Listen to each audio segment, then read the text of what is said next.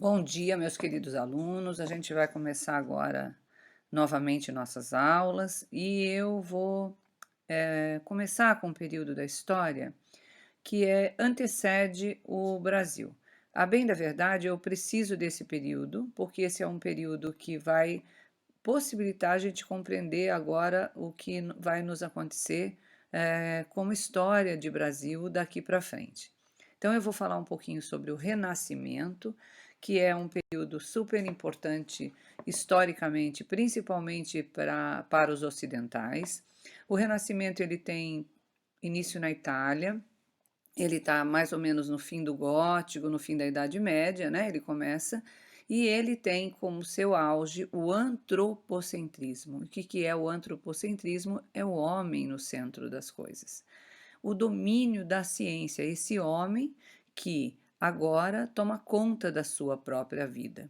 Então, ele vai explorar os novos continentes, vai fazer pesquisa científica e proclama confiança em si mesmo. Também é o período dos grandes mestres italianos, como Leonardo da Vinci, Michelangelo, que vocês já conhecem, tá? E, claro, né, a Itália era sempre o centro da Europa e as coisas acontecem quase todas ali. Então, em 1400, nós dizemos assim: o mundo acorda. Por que a gente fala isso? Porque nesse momento existem grandes vestígios das artes greco-romanas sendo estudada. E isso está onde? Claro, está na Itália.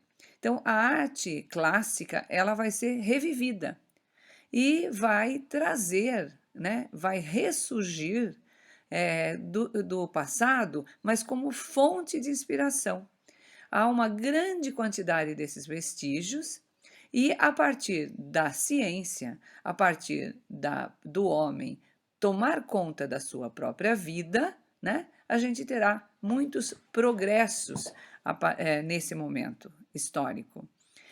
É o ideal do humanismo, né? E esse ideal do humanismo é que vai ser o espírito do Renascimento. Então a gente diz que é o fim da Idade Média e o início da Idade Moderna. A gente tem agora prosperidade e riqueza nas grandes cidades italianas, né, por causa da burguesia. Quem são os burgueses? Os homens que não tinham título, mas que, por inteligência e trabalho, conseguem o dinheiro. Né? Esses burgueses tomarão conta do mundo daqui para frente. Então, o Renascimento ele acontece mais ou menos entre 1300 e 1650 e ele tem a ideia sempre da busca do racional. Na arte, para nós tem uma importância muito grande, porque é a partir desse momento que o artista assina a sua obra.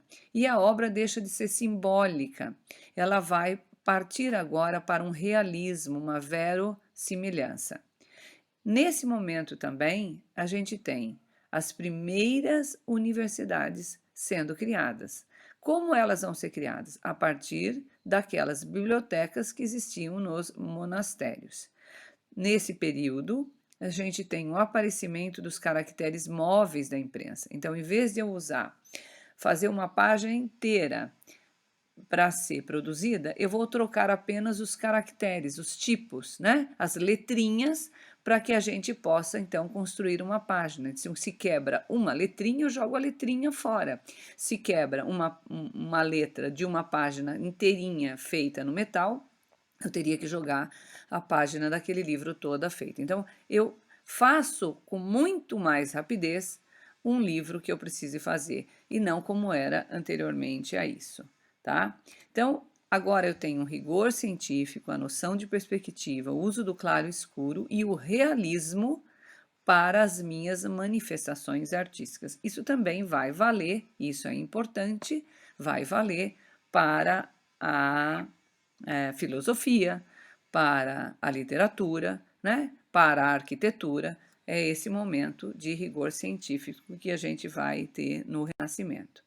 A Itália sempre foi e vai continuar sendo um centro muito importante. Tá? Já existiam várias atividades comerciais e vida urbana em muitos lugares da Itália. Mas, como eu vou receber todos aqueles que, com a divisão lá na Idade Média, no final da Idade Média, de Roma, um é, imperador vai para Bizâncio e o outro fica, eu vou receber agora de volta todos aqueles que estavam em Bizâncio, né? Boa parte deles, os ricos principalmente, que vão trazer também junto consigo livros e conhecimento e trocas comerciais que foram realizadas. Então, eu vou trazer um acúmulo de riqueza que vem do Oriente para o Ocidente. Isso vai trazer muitas mudanças, tá? Vai trazer uma visão diferente do homem para esse momento da história. Então, eu não estou mais apenas pensando no divino e no sobrenatural. Agora, eu vou avançar nisso. É claro, Deus para todos continua existindo, a ideia ela é muito clara, a religiosidade, porém eu vou avançar porque eu tenho possibilidades disso, tá? Então, agora eu vou avançar para uma nova forma de ver e perceber o mundo, que a gente chama de Idade Moderna. Então, o começo da pintura moderna, ela vai se estruturar nesse momento da história. Quais são as características culturais desse período? O antropocentrismo, como eu falei lá no começo, o homem é a medida de todas as coisas. Um otimismo, um processo e capacidade do homem de resolver seus próprios problemas. O racionalismo, tentativa de descobrir pela observação, pela experiência, as leis que governam o mundo. O humanismo, aquela tradução e estudo dos textos antigos, principalmente quais textos? Os gregos e romanos. Valorização dos prazeres sensoriais, desculpa, que não existia anteriormente, e estudo da natureza. Então, a gente tem uma mudança histórica aqui, tá? E esses artistas vão expressar os valores dessa época. A racionalidade, o rigor científico, experimentação, todos os artistas estão no meio dessa observação. Então, o homem não é mais um simples observador, ele vai expressar essa grandeza de Deus. Ele é a própria expressão.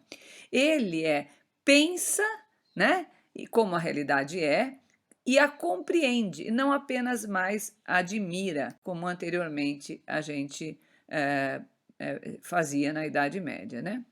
Então, na arte, a gente vai ter racionalidade e a dignidade do ser humano, período muito representativo da história, noção de genialidade de obra-prima, Michelangelo e Leonardo, nasce nome e assinatura, formação de um estilo pessoal importante, porque agora eu posso ter o meu próprio estilo, que eu não podia anteriormente, tá? Antes eu apenas cumpria normas e regras. Agora eu posso, tanto na pintura como na escultura, ter o meu próprio estilo, né? Fazer do meu jeito aquilo que eu acredito ser, vamos dizer assim, esteticamente o melhor. E agora temos também, nesse período da história, uma coisa bem interessante que a gente não tinha anteriormente. Antes a pintura ela estava quase sempre eram realizadas nas paredes, nos muros, né? Agora essa pintura ela vai se deslocar da mesma forma que a escultura e vão ser independentes. É também aqui que a gente vai ver a pintura na madeira e a pintura a óleo, né? Toda essa ciência acresce de conhecimento e os artistas podem trabalhar de formas diferentes, tá? As características mais importantes é representar o homem como ele é. Então, exatamente igual à realidade. Nós temos 4 patamares importantes da pintura, eles são também próximos à escultura, que é o óleo sobre tela, que até então a gente não tinha. Lembrando que Leonardo vai fazer um teste, e por isso é a única obra do Leonardo que se encontra muito deteriorada, utilizando o óleo para fazer a pintura na parede, né? Nesse momento, o óleo vai ser descoberto e o que se usava para pintar a parede eram outros materiais. Esses materiais que fixam e até hoje, né, estão aí para serem vistos em vários lugares feitos naquela época, em 1200, 1100 ou até anteriormente. E o óleo ele não foi pensado para isto. E Leonardo vai fazer uma pesquisa para fazer essa pintura, que é a Última Ceia, e ela acaba se deteriorando, porque ela não tem as mesmas propriedades de fixação e o mesmo tempo de durabilidade. Mas então, só para a gente entender, né, o óleo sobre tela, luz e sombra, que nós chamamos de claro e escuro, que a gente deixa uma parte bem clara, a outra bem escura, onde emergem essas figuras e dá uma ilusão quando a gente está vendo. A perspectiva, que é outra ilusão, ilusão de profundidade, a ilusão de que aquilo está em 3D, como a gente fala, mas que na verdade não é apenas o trabalho com pontos de fuga, tá? E a configuração em pirâmide muito utilizada, principalmente na pintura de Leonardo, tá? Aqui a gente tem alguns artistas super importantes, que foi Leonardo, Michelangelo e Tiziano. Nós tivemos muitos outros, mas eu vou colocar alguns que são os mais importantes, né? Rafael Sanzio e Botticelli. Esses artistas são bastante conhecidos de todos, e muito importante que a gente, pelo menos, ao olhar para uma obra, a gente possa ter um pouco dessa nossa sensibilidade de compreender de que período essa obra está tratando. Se vocês olharem todas essas que eu coloquei aqui, como a semelhança entre o homem e essas figuras são nítidas. Num segundo ponto, como elas são organizadas no espaço.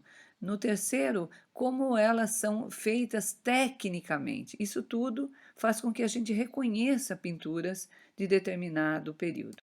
A escultura, ela vai estar muito ligada à religião, sem dúvida nenhuma, né? E ela traz, né, uma possibilidade que até então a gente não via, que é ela por si, como é o caso, por exemplo, dessa Pietà do Michelangelo. Ela não está presa à arquitetura, né? Ela é uma peça que ela, por si sozinha, em qualquer lugar, ela tem o seu espaço destinado, tá?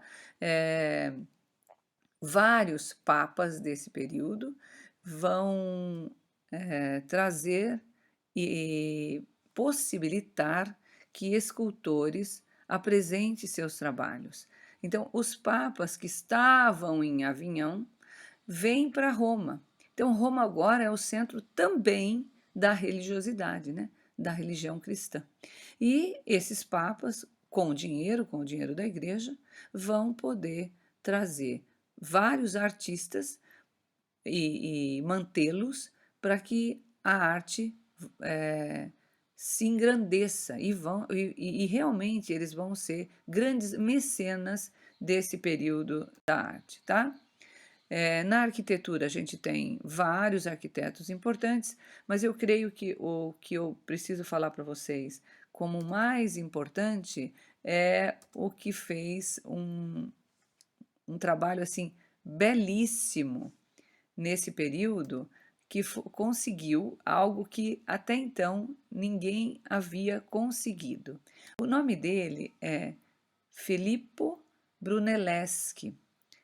Ele era muito jovem e uma igreja que estava praticamente há 100 anos com a sua cúpula aberta e a cada ano se fazia uma tentativa, né, de projetos para que conseguissem fechar essa cúpula e sempre não dava certo.